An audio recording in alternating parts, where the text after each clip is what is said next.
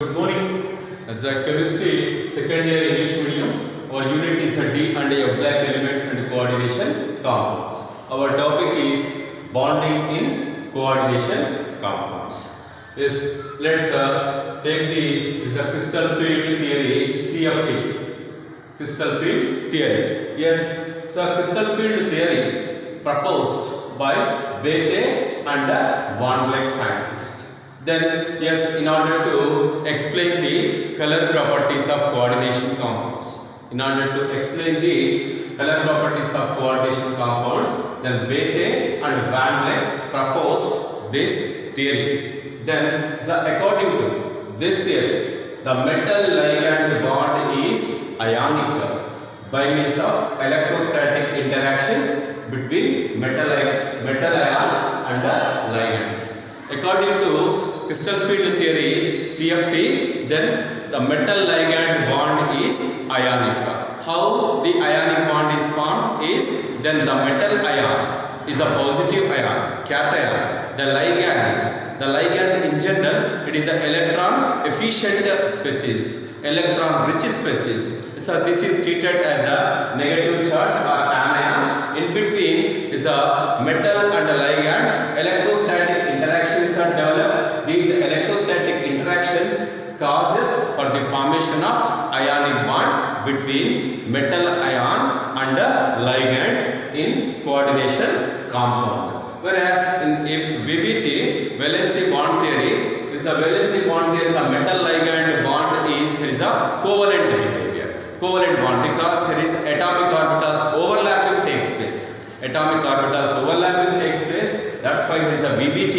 Yes, consider the metal ligand bond as is a covalent, but this theory is consider the metal ligand bond is ionic.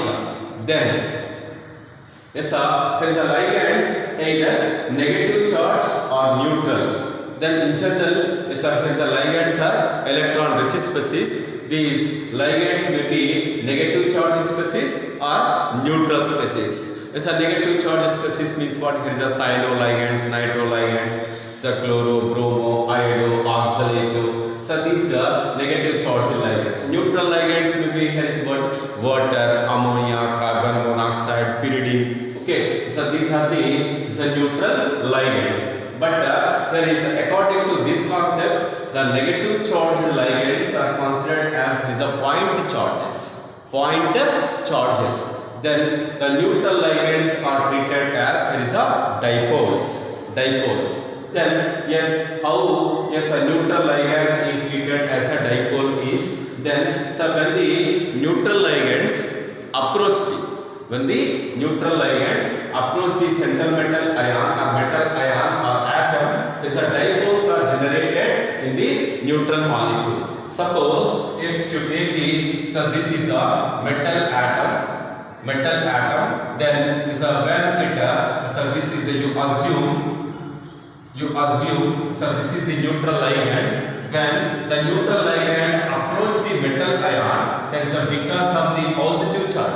because of the positive charge, then the ligand is electron efficient species. Then it generates the dipoles in neutral molecule.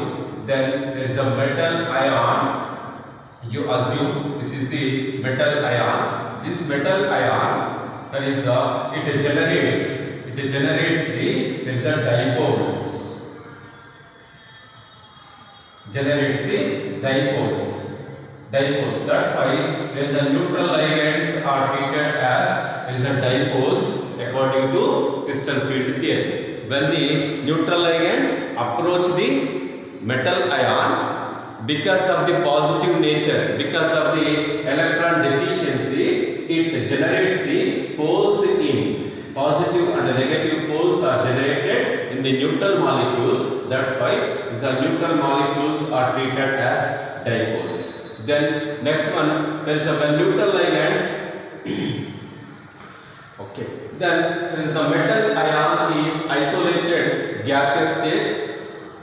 The d orbitals are degenerated while the ligands are approaching. then what happens? Repulsions can be generated between electrons of ligands and d orbitals having electrons of neutral metal ion. Okay, when the metal ion or atom in isolated gaseous state, what happens? The 5d orbitals are degenerated. That means what? Yes, all d orbitals, all 5d orbitals are having similar energy, same energy. Okay, that's why they can be treated as a degenerated. But when the ligands approaching the metal ion which is in gaseous state, then what happens is, then there is a degeneracy of d orbitals of central metal ion can be disturbed. Then yes, the why disturbance is happened is, then ligands are electron rich species. When electron rich species approach the metal ion or atom, then there is a repulsions between ligand and next one central metal ion electrons of d orbitals. Okay, so d orbitals are having electrons now. Okay, so these are d electrons of d orbitals and ligands electrons. Okay, ligands are what? It is an electron rich species. Yes, in between is a ligands and d orbitals of central metal ion. There is a repulsions are generated. As a result of that, then the d orbitals can be splitted. Thus, d orbitals can be splitted into two sets. Okay, 5 degenerate d orbitals can be splitted into two sets by means of repulsions between ligands and electrons of d orbitals. Okay, what are the two sets? It is a T2G set and EG set. T2G set and EG set. T2G set is considered as it is what? Triply degenerated. Then EG set is a doubly degenerated. Triply degenerated is what? So dxy, dyz, dxz. These three d orbitals are treated as a T2G orbitals. It is a triply degenerated orbitals. Then is a remaining doubly degenerated orbitals is a EG set. This EG set is dx square minus y square, then dz square. These two sets are developed. These two sets are developed. Then when the ligands approaching the ligands to the metal ion, the d orbitals lose their degeneracy and splitted into two sets. They are T2G set and EG set. Okay, so the d orbitals can be splitted into two sets. They are T2G and EG. So this is same in octahedral and tetrahedral complex. This is a different. Okay, the splitting of d orbitals in coordination compounds. Yes, in octahedral complexes there is a one way. Then in tetrahedral complexes the d orbital splitting is different. Okay, yes, let's see here is how the d orbitals are splitted in octahedral complexes. Let's see. Then yes, suppose you assume this octahedral complex d orbital splitting. Then when the metal ion is in free state, then the 5 d orbitals are having same energy or similar energy. That's why these are the 5 dxy, dyz, dxz, dx square minus y square and dz square are 5 degenerate orbitals. These are 5 degenerate orbitals. When here is the ligands are approaching, what happens is, then here is the ligands approaching in octahedral complexes is, then is the ligands are here is what approaching along the, here is what along the coordinated is a coordinates, along the coordinates or Cartesian coordinates. So what happens, the d orbitals which are, here is a dxy, dx square minus y square and dz square, the Eg orbitals which are along with here is a Cartesian coordinates, then what happens, they get more repulsion, and gets a higher excited state. Then yes, the orbitals which are in between the axis, then they gets the lower repulsion and occupies, there is a lower states. Okay, so this is the splitting of d orbitals in octahedral complexes. Yes, is how the d orbital splitting is happened in octahedral complexes. Here is a ligands are approaching in is the octahedral complexes is, then ligands are approaching to the metal atom or ion along the, there is a axis, Yes, as a result of that, the d orbitals which are oriented on the axis, they are, here is a dx square minus y square and dz square. Okay, these d orbitals gets higher repulsion. Then so due to this reason, here is they gets the higher energy states. Then the orbitals which are oriented in between the axis, those are T2g orbitals. These are T2g orbitals gets the is a lower repulsion and occupies the lower states. So this is about d orbital splitting in octahedral complexes. Then next one is let's d orbital splitting in tetrahedral complexes. Again, here is a d orbital splitted into two sets, like here is a T2g and Eg. But then yes, in tetrahedral complexes, the ligand approaching to the metal ion is different from the octahedral complexes. Okay, in tetrahedral complexes, ligands approach the metal ion in between the axis.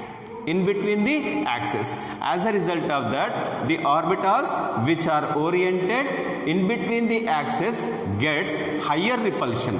As a result of that, the T2g orbitals gets a higher energy states. Then yes, here is a Eg orbitals. In general, they gets the lower repulsion because these Eg orbitals are oriented along the axis. Then but ligands approaching is in between the axis. Okay, so due to this reason, the Eg orbitals which are oriented along the axis gets lower repulsion and occupies lower energy states. That's why, so this can be written as like this. There is a Eg orbitals dx square minus y square and dz square occupies the lower energy state. Then next one, higher energy states are, here is T2g orbitals. Then so these are occupies the higher energy states. Okay, then yes, here is again the splitting of d orbitals.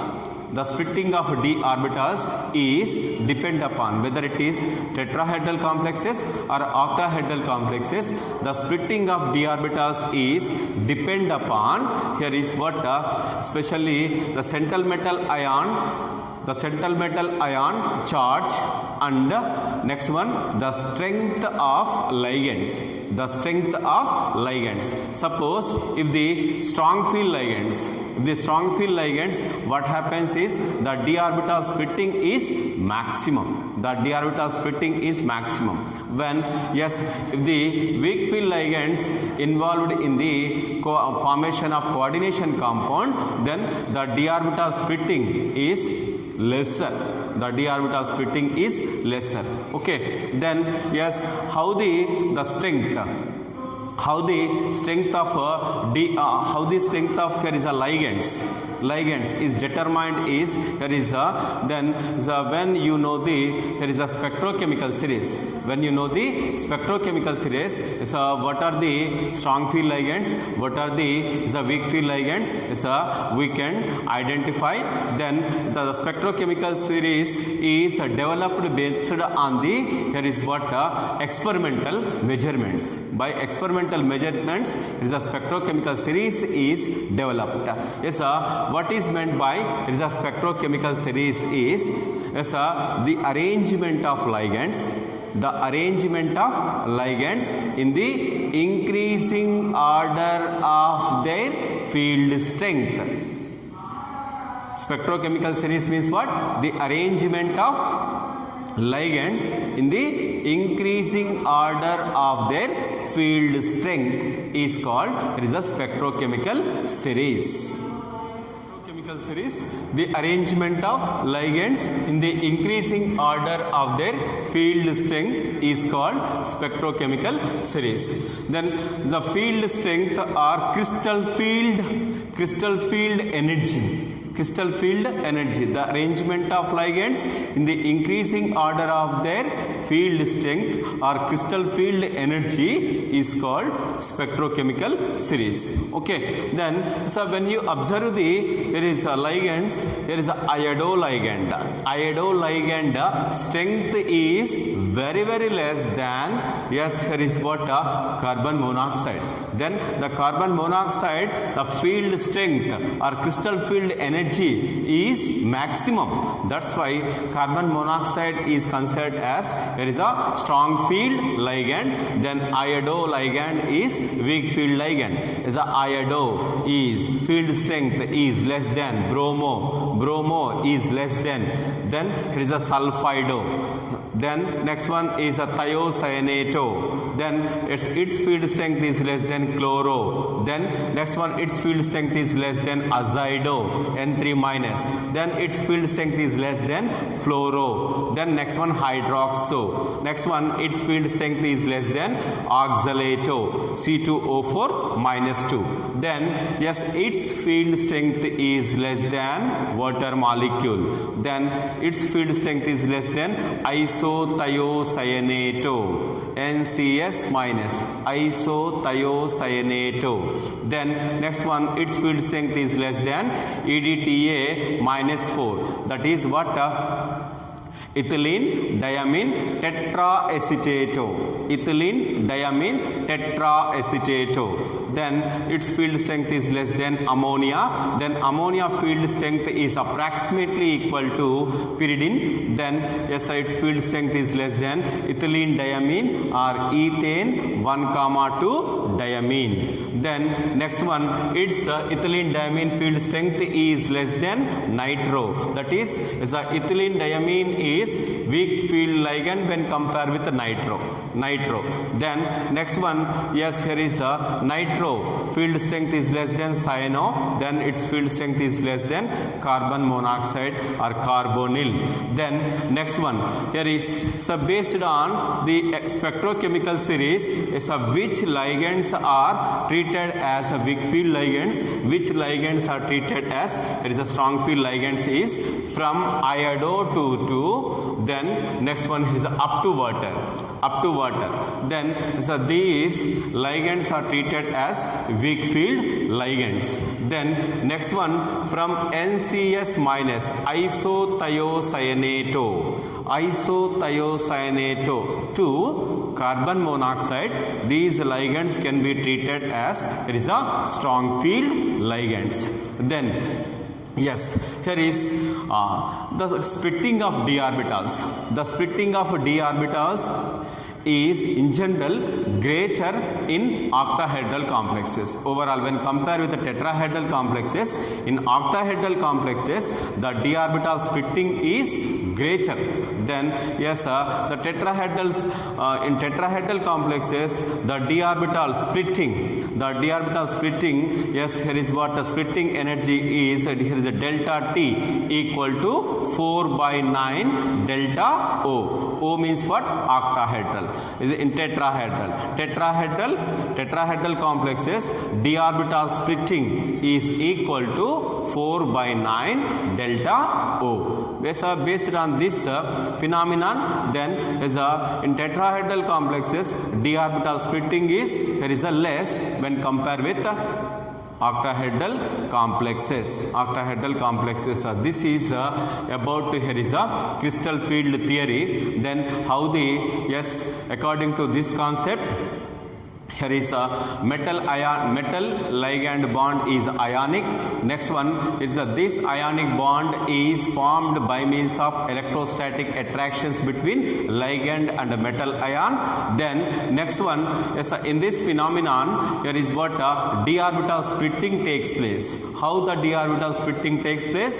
When the ligands approaching the central metal ion, repulsions between, here is a electrons of central metal ion. Then next one, there is a ligand electrons. Lot of repulsions are generated. Then the degenerate orbitals of a central metal ion can be splitted into two sets. They are T2G set and EG set. Then yes, the division of the splitting of d orbitals is there is a different in tetrahedral and octahedral complexes. Okay, in the octahedral complexes, then as here is in general the d orbitals can be splitted into T2G and EG sets, but the EG set orbitals are doubly degenerated orbitals occupies the, here is a upper states or excited states. Then T2G orbitals gets the lower energy states. Why this is happened? In octahedral complexes, the d orbital approaching to the metal ion is there is a along the axis. That's why the d orbitals which are oriented on the axis, here is gets the higher repulsions, that is nothing but EG orbitals gets the higher repulsions and occupies the higher energy states. Then the d orbitals which are in between the axis gets the lower repulsions and occupies the lower energy states. Whereas in tetrahedral complexes, the ligand approaching is different from the octahedral complexes. How the ligands approaching in the tetrahedral complexes? The ligands are approaching in tetrahedral complexes along the, especially while approaching the ligands to the metal ion along the axis. Here is what in between the axis. Then is that's why there is the d orbitals which are in between the axis. In between the axis, there is a ligand approaching. There is a ligand approaching is in between the axis in tetrahedral complexes. That's why the d orbitals which are yes in between the axis gets the higher repulsion and there is occupies the higher energy states. That's why the T2G orbitals occupies higher energy states. EG orbitals gets the lower energy states. Then next one, the d orbital splitting. The d orbital splitting is depend upon, here is a metal ion charge. Next one is there is what ligand strength. Okay, the ligand strength can be known based on spectrochemical series. Okay, spectrochemical series. Then when you observe the spectrochemical series, there is a iodo2, then water molecule. So these are considered as a weak field ligands. Is a NCS-2 isothiocyanate2 is a carbon monoxide. They can be treated as a strong field ligands. Then in general, in the presence of strong field ligands, the d orbital splitting is maximum. Then the d orbital splitting when compared with the tetrahedral complexes, in general in tetrahedral complexes d orbital splitting is somewhat less when compared with the octahedral complexes. Then as a delta T, tetrahedral complexes d orbital splitting. Delta represents the splitting energy. Splitting energy in tetrahedral complexes is equal to 4 by 9 delta O. So this is for the CFT, crystal field theory.